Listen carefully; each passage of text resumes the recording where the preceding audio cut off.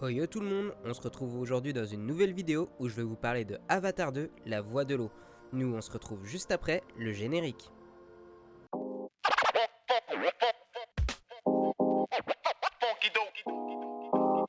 Petit disclaimer, dans cette vidéo il va y avoir du spoil. Elle sera séquencée en deux parties. La première, on fera un résumé de Avatar premier du nom, ce qui va, ce qui ne va pas. Je tiens à préciser pour une question d'honnêteté intellectuelle, je ne suis pas fan de la saga Avatar de James Cameron.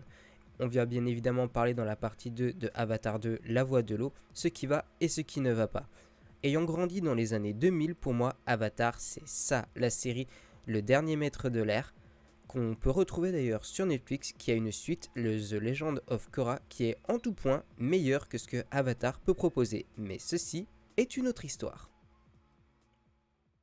Dans cette première partie, on va se contenter de résumer du coup le scénario d'Avatar 1. Ce sera assez sommaire, vous verrez.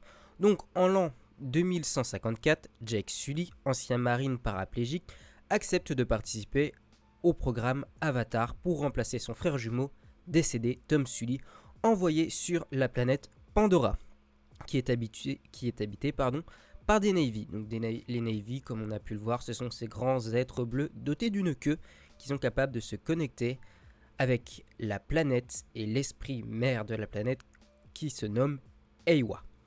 Bref, cette planète est habitée, donc comme j'ai dit, par des humanoïdes considérés comme une espèce primitive et hostile. Or, on verra tout au long du film qu'il n'en est rien. Pourtant, derrière ces caractéristiques,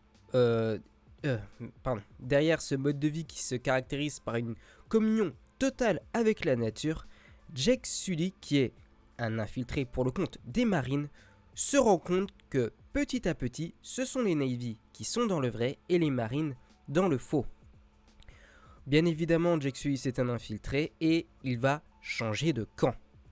C'est un trope, c'est pas vraiment un trope d'ailleurs, quand il y a des gens qui sont infiltrés pour de vrai, il arrive souvent qu'ils basculent de camp, donc on pouvait voir justement que Jake allait bien évidemment basculer de camp, c'était assez prévisible. Concernant donc le scénario, bon, on va pas se mentir, le scénario d'Avatar 1, il est pauvre, pour ne pas dire inexistant. Certes, le film bénéficie d'excellents effets spéciaux, mais pour moi, Avatar 1, c'est plus une énorme démo technique. Et 2 heures pour une démo technique, c'est long. Très long.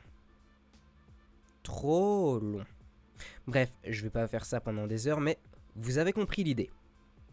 Pour moi, il y a différents problèmes dans Avatar 1. Premièrement, il y a cette magnifique pilote d'avion hélicoptère de combat qui meurt et jamais on ne la revoit. Elle passe dans l'oubli. Elle était charismatique, elle avait du caractère, etc. On ne sait pas ce qu'elle devient. Du jour au lendemain, elle se prend un missile, ça explose, on n'ira pas chercher son cadavre, rien. Genre, les personnages sont sous-développés. Si on doit regarder les relations, par exemple, donc on a Neytiri, qui va devenir donc la femme de Jake Sully. Elle est censée avoir des interactions fortes avec son père. Quand ce dernier meurt, certes, elle crie un peu, mais on sent pas la douleur. C'est faible, c'est très très faible. Le jeu d'acteur n'est pas bon, à mon sens.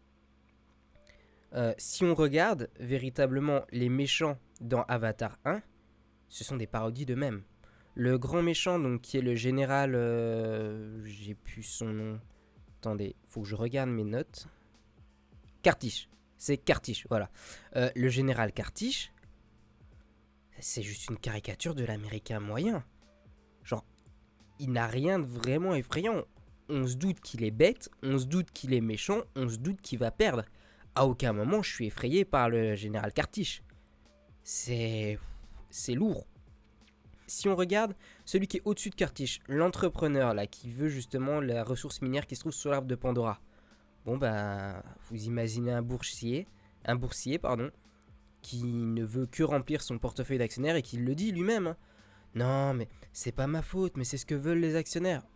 C'est une caricature de lui-même, littéralement. Le film ne fait que grossir des traits qui sont évidents dans notre monde. Et c'est tellement gros que ça passe pas. Normalement, on dit plus c'est gros, plus ça passe. Mais là, ça passe pas. C'est pas possible. Objectivement, c'est pas possible. Et après, bon, bah, comme je disais, oui, le film est beau visuellement. Il est très beau, mais il n'a que ça. Il n'a véritablement que ses effets spéciaux pour lui. Pour être véritablement objectif, je dirais qu'il y a un avant et un après Avatar. Il a réussi à démocratiser objectivement la 3D. Et ça, c'est vraiment quelque chose de très important. Tout comme il y a eu un avant et un après The Tale of the Sea, le premier film qui a vu la couleur au cinéma, on peut dire qu'il y a un avant et un après Avatar. Bon, maintenant que j'ai réglé mes comptes avec Avatar, on va passer à la suite, Avatar 2, La Voix de l'eau. Et je vous préviens, il va y avoir du spoil. À la fin de ce timer, je vous préviens, on va spoiler allègrement. Bienvenue dans la partie 2 où on va analyser en détail Avatar, La Voix de l'eau. Et contre toute attente, le film Avatar 2, La Voix de l'eau est bon. Et il a corrigé la majeure partie des problèmes que je voyais dans le 1. Je dirais pas qu'il est excellent, hein. Il est plutôt bon et agréable à regarder. Malgré le fait qu'il dure 3h12, c'était assez agréable. Alors, on retrouve Jake Sully en tant que père de famille et chef de clan. Quand on l'avait quitté, il était juste chef de clan. Là, maintenant, il a une famille. Alors, il a 2 garçons et 2 filles, dont une des 2 qu'il a adoptée, qui était la fille de la chercheuse qui l'a formée justement à être un avatar, un Na'vi. Du coup, voilà. Résumé donc un peu sommaire, et il s'est donc marié avec Neytiri. Jusque-là, tout va bien. Malheureusement pour lui, le bonheur est éphémère et il va devoir faire face au retour du grand Maes Rix Kartish, qui revient d'entre les morts. Et comment vous me direz, parce que la dernière fois qu'on l'a vu, il avait une flèche plantée et il était plus que mort et refroidi. C'est très simple, en fait, les humains ont une technologie qui vous permet de restituer vos souvenirs dans un autre corps. C'est-à-dire que si on a enregistré vos souvenirs, vous êtes plus ou moins immortel puisqu'on peut vous ramener à la vie. C'est un peu bizarre, bon c'est pas tout à fait la même version de lui, mais il a tous ses souvenirs, tout son passé dans sa tête, donc c'est plus ou moins la même version. Et comme c'est dit au début du film, on a sauvegardé la mémoire de nos soldats les plus féroces pour justement les utiliser ad vitam aeternam. Donc, en gros c'est une armée de clones, voilà. Donc le clone de, on va l'appeler juste Rick, parce que sinon ça va être très long. Le clone de Rick revient à la charge et n'a plus qu'une seule obsession, il veut littéralement ruiner la famille Sully. Parce que, on lui a tiré une flèche dedans, il s'en souvient, il se souvient qu'il en avait après Jake, qu'à cause de lui, il est mort, donc il lui en veut. Alors, dans les points positifs, on a donc le retour de Rick, sous forme d'avatar. Et là, c'est un plus, parce que autant sa version US Agent était vraiment pauvre et caricaturale, autant là, c'est intéressant. Pourquoi c'est intéressant ? Parce qu'il reprend donc une apparence d'avatar, donc de Na'vi, mais pas que ça. Son mental a évolué. Vu qu'il n'est plus tout à fait la même version qu'il était avant, il va s'adapter aux coutumes des Na'vi pour pouvoir chasser plus facilement Jake et Neytiri. Et ça c'est intéressant parce que du coup, on a un antagoniste qui est plus dangereux parce qu'il se mêle à la population locale et il agit plus ou moins comme eux. Donc là, c'est un véritable ennemi. C'est l'alter ego de Jake Sully. Donc voilà, on n'a plus l'américain bas de gamme, comme je le disais. On a un antagoniste qui est bien plus réfléchi. Et ça, c'est intéressant. On peut retrouver d'ailleurs tout un passage sur la chasse à la baleine dans le film. Et ça, c'est cool, parce que Avatar, premier du nom, se voulait être un film qui défend la nature. Or, il était tellement caricatural sur certains aspects qu'on avait du mal à sentir vraiment la sincérité. Or là, on a un point qui est ultra intéressant. On a la chasse à la baleine. Et dans cette chasse à la baleine, qu'est-ce qu'on retrouve ? On retrouve donc des chasseurs, on va les appeler des baleiniers. Et qu'est-ce qu'ils font ?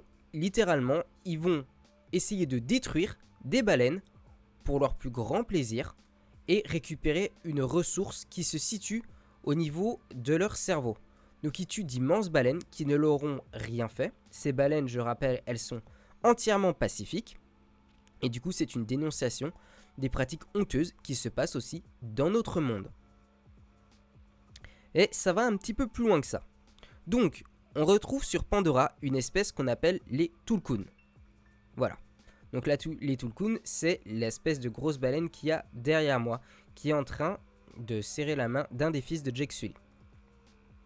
Donc ces Tulkun sont une espèce très très intelligente, comme nous le dit un des scientifiques justement, qui va prélever la fameuse, comment est-ce qu'on pourrait appeler ça, ressource, qui se trouve dans le cerveau, qui permet aux humains de ne pas vieillir. Et donc c'est avec cette ressource-là qu'ils financent majoritairement tout le projet Pandora et Avatar.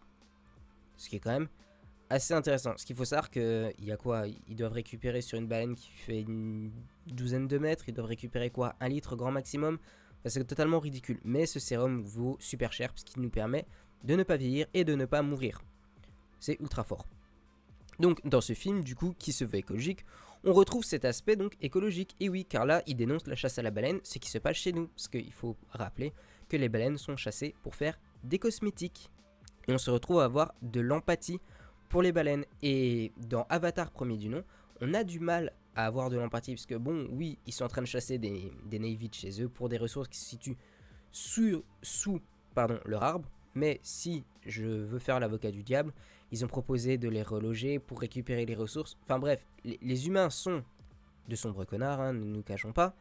Mais bon, les navires en côté, ils pouvaient riposter, ils tiraient des flèches, ils se défendaient comme ils pouvaient, mais ils pouvaient se défendre. Là, les baleines, elles ont un code d'honneur qui leur empêche justement,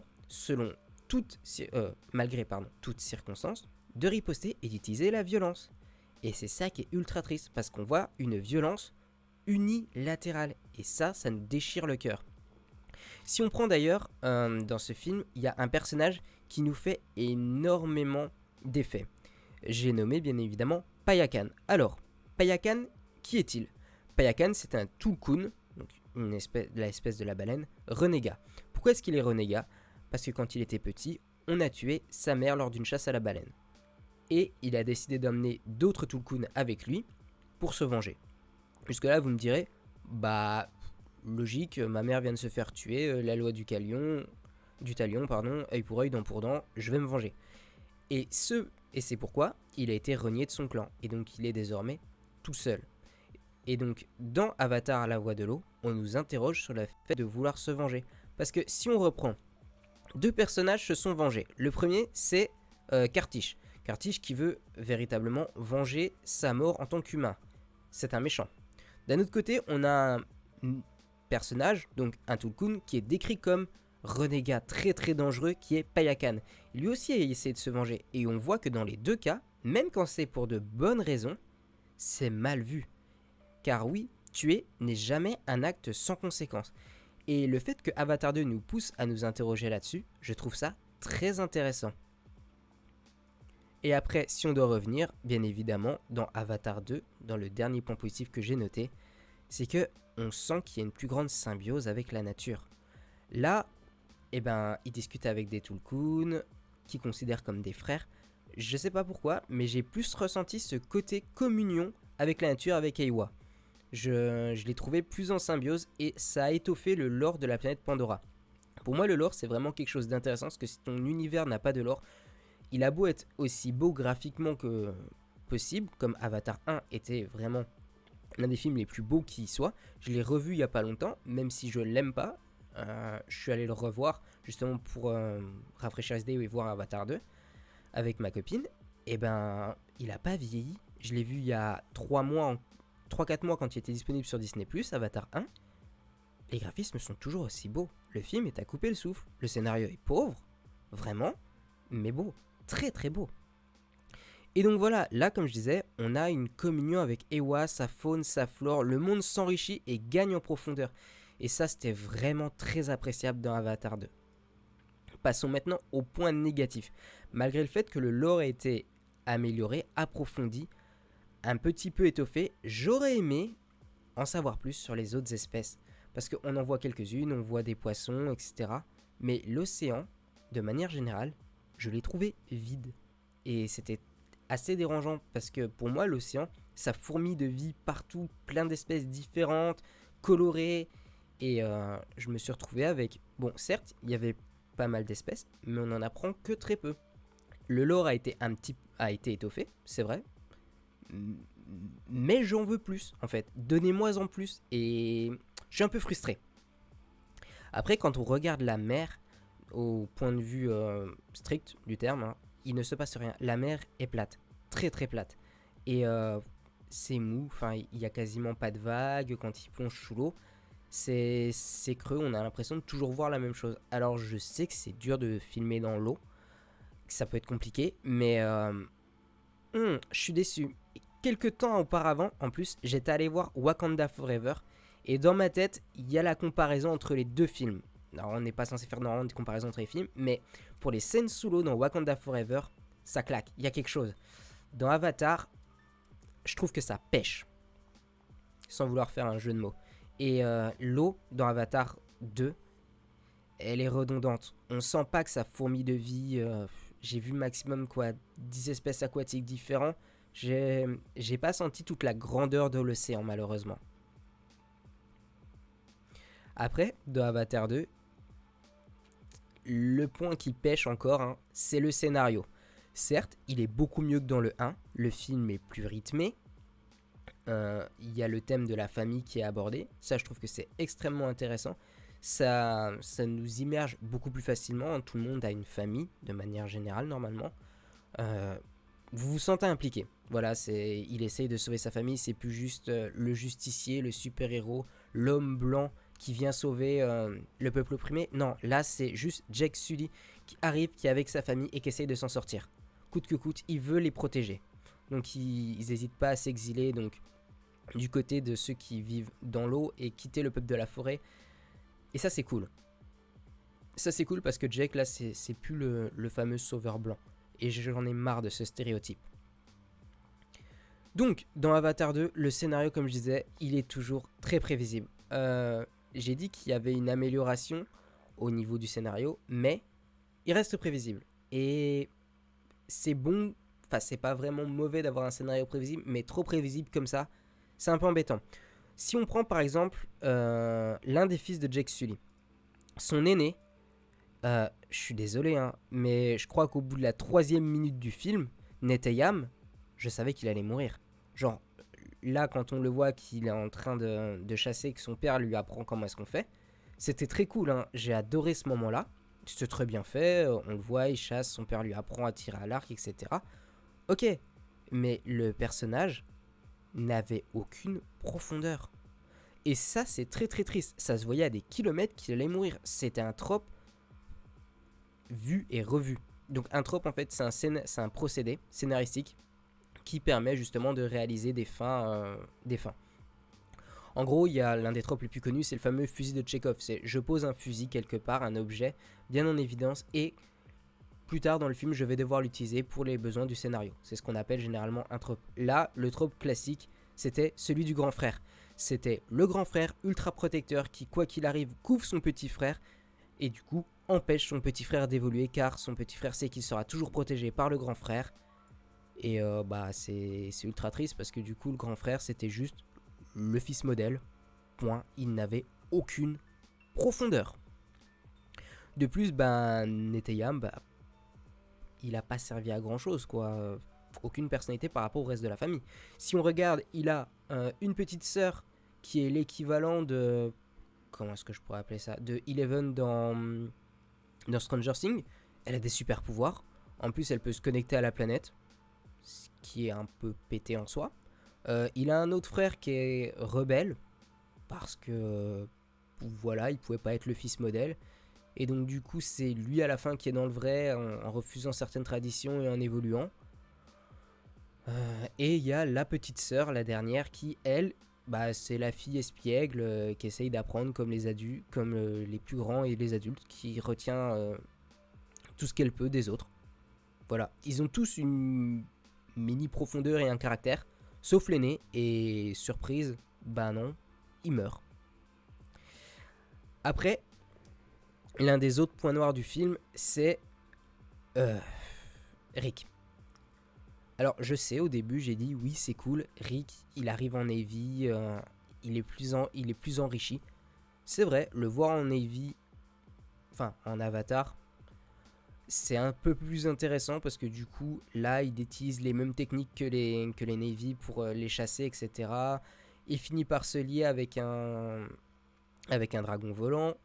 Ok, c'est cool. Par contre, à côté de ça, son but de base, il est vide. Donc Rick, dans son corps d'avatar, veut venger son lui du passé qui est mort. Ok. Sauf que, un peu plus loin dans le film, quand il discute avec son fils, Spider, enfin le fils de lui quand il était humain, on va juste dire son fils, hein, sinon ça va devenir très compliqué, très rapidement pour rien. Donc quand il discute avec son fils, qu'il interrompt sa séance de torture, il lui dit « Bon, ok, je suis pas Rick, je suis un nouveau Rick, même si j'ai tous ses souvenirs, je suis pas lui. Effectivement, c'était un connard, mais moi, je suis pas le même. Même si tu veux, je peux te rendre la vie dure si tu coopères pas. » T'es en mode « Ok, donc tu admets volontiers que tu n'es pas ta version d'avant, mais tu veux quand même le venger. Pourquoi ? Pourquoi est-ce que tu pourquoi est-ce que tu t'entêtes, à ce point-là, à vouloir détruire les Sully, alors que toi, ils t'ont rien fait ? Certes, ils ont tué ton autre version. On peut se dire, ouais, mais en fait, il est encore attaché à son lui du passé. Non, parce qu'au moment où il comprend comment est-ce qu'il est mort en trouvant sa dépouille, il récupère donc les images vidéo, il récupère son crâne. Au moment de récupérer son cadavre, tu peux te dire, il va lui faire un enterrement digne pour lui rendre hommage, enfin, pour se rendre hommage à lui-même. Non, non, pas du tout, il arrive, il prend son crâne entre les mains, il l'écrase. Comme pour dire, non, tu n'es rien. Moi, j'ai survécu, je suis une version supérieure de toi. Bon, ça pose un problème. Si ta version humaine ne t'intéresse pas, pourquoi est-ce que tu veux la venger ? Ça entre en totale contradiction. Voilà, c'est pour moi l'un des grands points noirs du film, c'est que bon, le méchant est un peu plus intéressant, hein. Il est plus nuancé que son ancienne version. Il utilise les mêmes techniques que les Navy, donc il est plus dangereux. Parce que là, ce qui est à noter, c'est que Eywa, donc la planète, à chaque fois que les hommes qui viennent du ciel, les Navicides, ouais, peut-être. Bon, bref, les humains, à chaque fois qu'ils viennent dans leur blindé, Eywa, elle arrive, elle leur fout littéralement la misère. En 2 secondes, il y a toute la planète qui vient leur tomber dessus et qui les détruit. Alors que quand ils arrivent sous forme de Navy, là, Eywa, elle en a rien à faire, hein. Elle les reconnaît pas. Elle les considère comme leurs enfants. Donc du coup, ils peuvent passer incognito et se balader sur la planète comme ils veulent. La planète réagit pas. Et ça, c'est beaucoup plus dangereux parce que leurs ennemis peuvent arriver de n'importe où. Et quand tu ne sais pas d'où vient la menace, tu deviens vite fait suspicieux. Et ça joue sur ton moral, ça joue sur ton sommeil. Et là, c'est un cercle vicieux. Bref, malgré ses défauts, le film est assez agréable. On n'a pas trop senti les 3 heures quand on est allé regarder le film. Un léger mal de tête dû à la 3D. Malheureusement, j'ai trouvé que la 3D de Avatar 2 était moins bonne que dans le premier. Le film est toujours beau, hein, mais il l'est moins. Le scénario, par contre, il est bien plus intéressant. Tout cet aspect autour de la famille, c'est mieux développé. Même le côté écologiste est mieux développé à mon goût.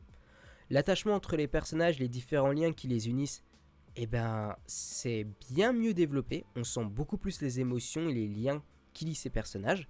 Le revirement de Neytiri quand elle sombre après la mort de son fils et qu'elle essaye de tuer Spider en le prenant en otage au moment où elle allait planter son couteau, quand on voit Rick qui lâche les armes et qui dit « Ok, c'est bon, t'as gagné, le tue pas », c'était vraiment cool parce qu'on peut voir à quel point la mort d'un fils peut déchirer un personnage et le faire totalement basculer. Et ça, j'ai trouvé ça vraiment sympa. Avec sa fameuse réplique « un fils pour un fils ». Et c'est très bien joué de la part de l'actrice. Autant je la trouvais pas très expressive dans le premier film, autant je trouve que dans le second, elle s'est surpassée. J'espère que cette vidéo vous a plu. Si c'est le cas, n'oubliez pas que vous pouvez donner un maximum de force à cette chaîne en vous abonnant. Laissez un like, un commentaire et moi je vous dis à très bientôt sur la chaîne Sekai TV.